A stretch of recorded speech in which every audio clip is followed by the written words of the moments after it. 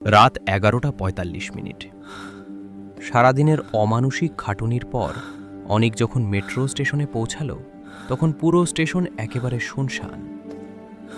শেষ ট্রেনটি ছেড়ে যাওয়ার কথা 11:50, কিন্তু ডিসপ্লে বোর্ডের সময় যেন থমকে আছে 11:59।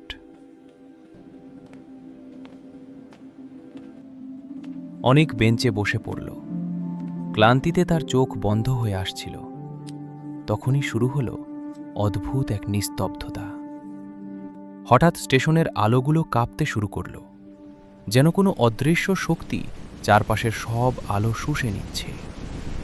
টানেলের গভীর অন্ধকার থেকে ধেয়ে আসতে লাগল গাঢ় বরফ শীতল কুয়াশা।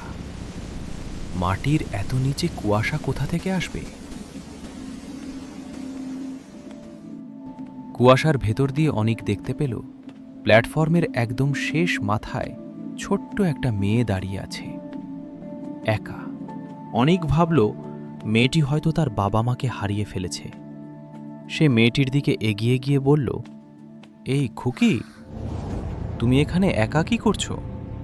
তোমার বাবা মা কোথায়? মেয়েটি ধীরে ধীরে পেছনে ঘুরল। তার চোখে কোনো মনি নেই, শুধু একজোড়া অন্ধকার গহ্বর, আর তার ঠোঁটে এক বিকৃত হাসি। ভয়ে অনিকের রক্ত হিম হয়ে গেল।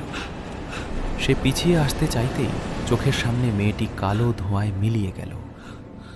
ঠিক সেই মুহূর্তে কোনো শব্দ ছাড়াই প্ল্যাটফর্মে এসে দাঁড়ালো একটি ট্রেন। এর গায়ে মরিচা ধরা, জানালার ভেতরটা রক্তিম আলোয় ঢাকা। ট্রেনের দরজাগুলো অদ্ভুত এক গোঙানি দিয়ে খুলে গেল। ভেতর থেকে ভেসে এলো পচা মাংসের উৎকট গন্ধ। অনিকের মন বলছিল পালাও, কিন্তু তার শরীর যেন নিজের নিয়ন্ত্রণে ছিল না। কে যেন তাকে টেনে তুলল ওই ট্রেনে। ট্রেনের ভেতরটা আবছা অন্ধকার। বেশ কয়েকজন যাত্রী বসে আছে, কিন্তু কেউ কোনো নড়াচড়া করছে না, একদম পাথরের মূর্তির মতো। অনিক পা টিপে টিপে সামনের দিকে এগোতে লাগল। বুকের ভেতর হৃৎপিণ্ডটা যেন হাতুড়ি পেটা করছে। হঠাৎ এক যাত্রীর দিকে চোখ পড়তেই সে শিউরে উঠল।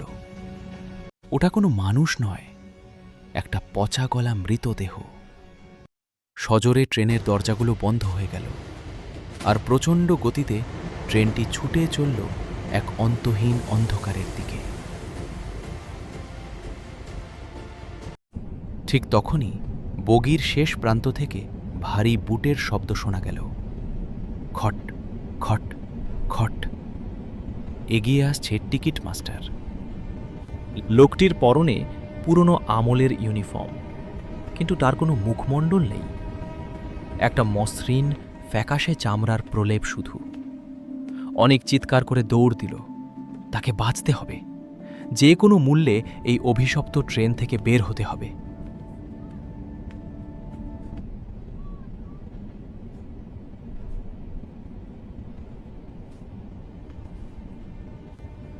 কিন্তু পরের বগিতে ঢুকতেই তার সব আশা শেষ হয়ে গেল। এটি কোনো মেট্রোর বগি নয়, যেন এক রক্তমাখা কসাইখানা। সামনে তাকাতেই সে দেখল সেই মুখহীন টিকিট মাস্টার ঠিক তার চোখের সামনে দাঁড়িয়ে আছে। টিটি ভুতুড়ে ও ভারী কণ্ঠ নিয়ে বলল, তোমার টিকিট কোথায় যাত্রী? তোমার গন্তব্য তো এখানেই শেষ। অনিক শেষবারের মতো চিৎকার করার চেষ্টা করল, কিন্তু গলা দিয়ে কোনো আওয়াজ বের হল না। তার চোখ ধীরে ধীরে কালো হয়ে আসতে লাগল। পরদিন সকালে স্টেশনে কেবল অনিকের ল্যাপটপ ব্যাগটা পাওয়া যায়। অনিককে আর কখনো খুঁজে পাওয়া যায়নি। গল্পটি ভালো লাগলে একটি লাইক দিতে ভুলবেন না।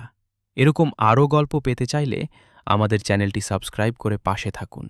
ধন্যবাদ।